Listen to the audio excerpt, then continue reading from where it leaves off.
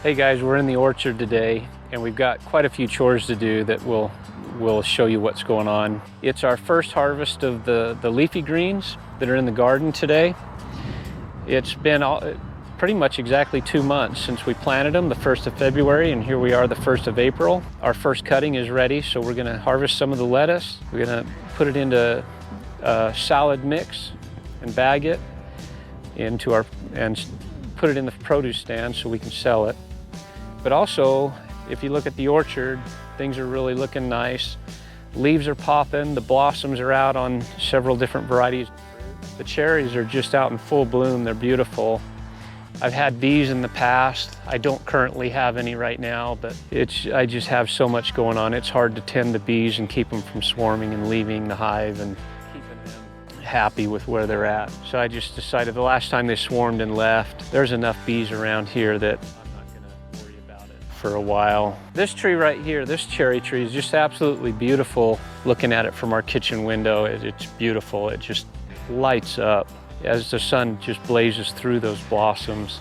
Maybe, hopefully we remember, we'll get a snapshot of it and then we'll try to include it in this video.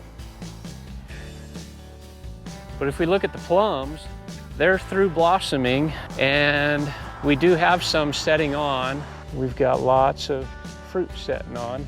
These are terrific plums, I love them. And then we've got apricots too. We were worried, they were out in full blossom, and then we had a cold snap. So we thought, oh man, we lost our apricots, but they're setting on, they're doing really good. They're about the size of the tip of your pinky right now. And yeah, they're thinned out probably from some cold temperatures. That might be a good thing. We'll have a better quality, they'll be bigger. We're gonna head over to the fruit stand now and get some baskets to harvest the lettuce into.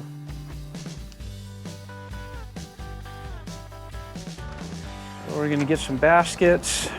We'll harvest them in this, and I try to separate them, the red lettuce from the green lettuce. All right, so I'm gonna start over here and just start cutting.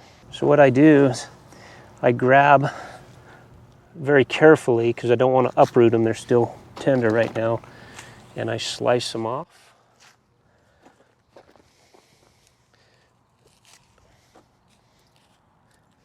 And if they're too young, I'll leave them. Or if there's not enough in the hill to worry about yet until they start growing and maturing more. Whoops.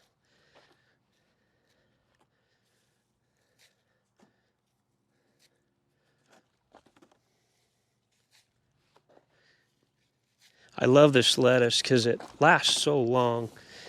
Once I bag it, you know, we eat this stuff too. So everything that we sell to the customers, we also eat on our table. And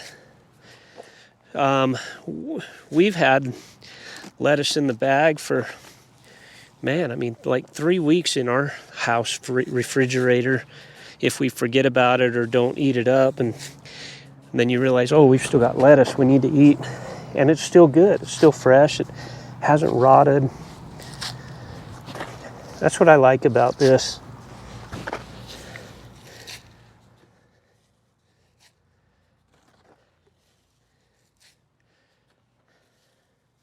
And this will grow back again.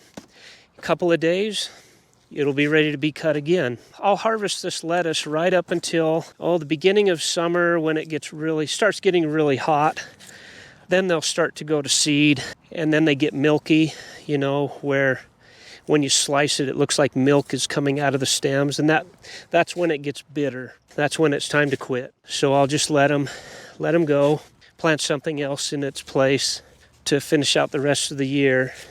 As far as time-wise, this being the 1st of April, I want to say sometime in June. I'll harvest, about every 3 days I'll have to come out and slice them again. And I do sell a lot of it.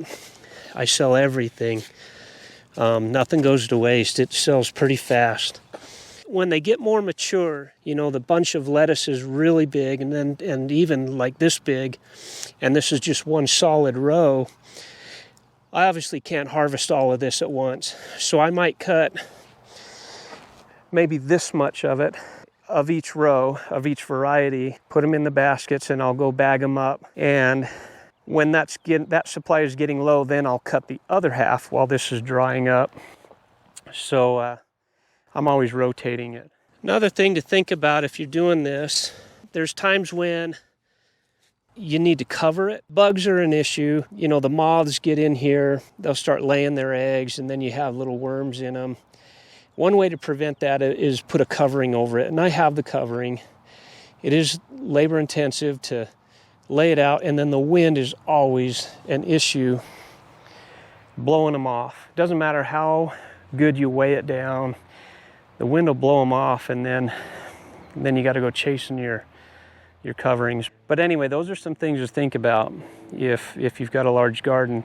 If you're wondering, birds, are birds an issue? I haven't had any issue with birds coming in and eating up all my lettuce. That's never been a problem. Certain vegetable crops are, sometimes you'll see the robins eating the pea shoots, the pea vines as they're sprouting. Squirrels are a big problem. And chipmunks, they eat the peas right down to the ground, and it is frustrating. So there is some control to do there. What kind of control? I'll leave that to your imagination.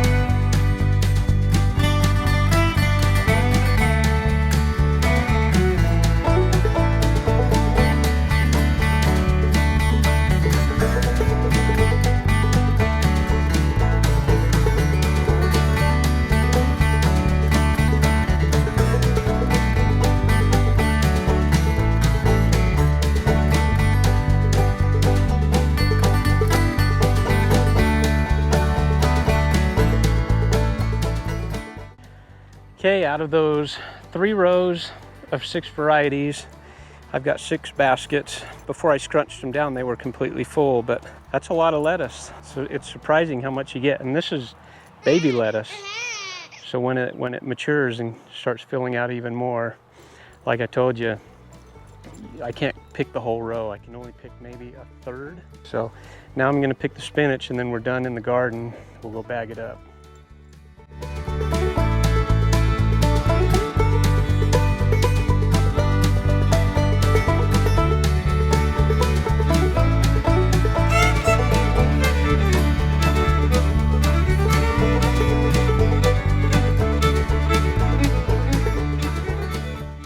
So I wanted to show you a little contraption that I have that I rigged up that helps us with sifting the lettuce and washing off root vegetables and things before we bag them, so that they're all cleaned up and the soil is off of them. So it's this little screen. This is galvanized hardware wire screwed to the bottom, folds out, and I made sure it was level. I need to raise it up higher because at one time this was a ditch, and so I was stepping lower, and it was the perfect height. But the size fits these crates perfectly, so I can set them there and put the vegetables or leafy greens or whatever into the crate. What we're gonna do is take these, and the different varieties, we're gonna mix them up. So I'm just gonna dump out some at a time so that I can incorporate them. So I think I'm gonna do about a half a basket each, or half of whatever's in it.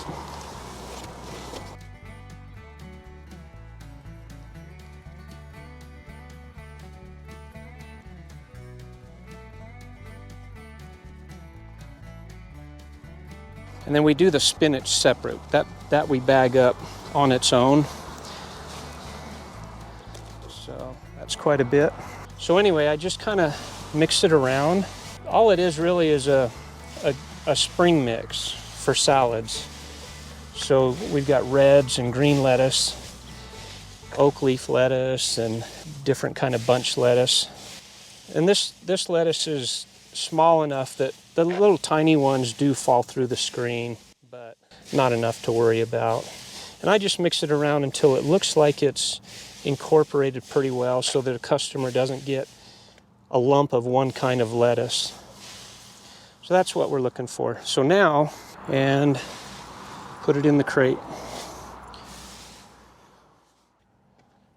And that's it. Now it's ready to be bagged. But you can see on the ground what sifted through the screen. Not enough to worry about. So we'll leave this up.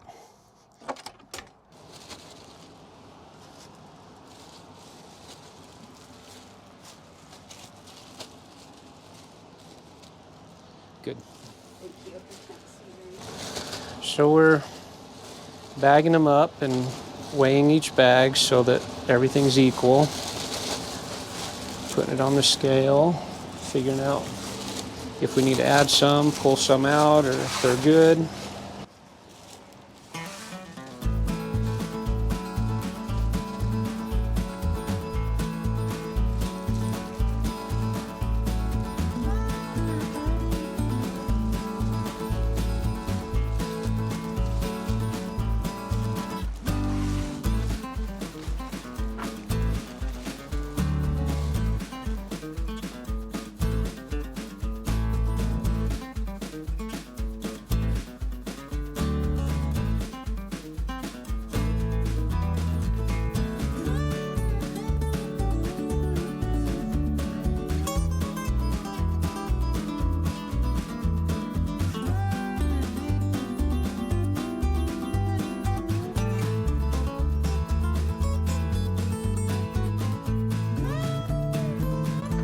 All right, so we're done getting ready for the first part of spring. That was the first cutting of lettuce, and today's on a Saturday, so now they're ready for a Monday, and we're gonna open the fruit stand for the first time this season. So season's officially here. So now we're done and time to play with Roscoe.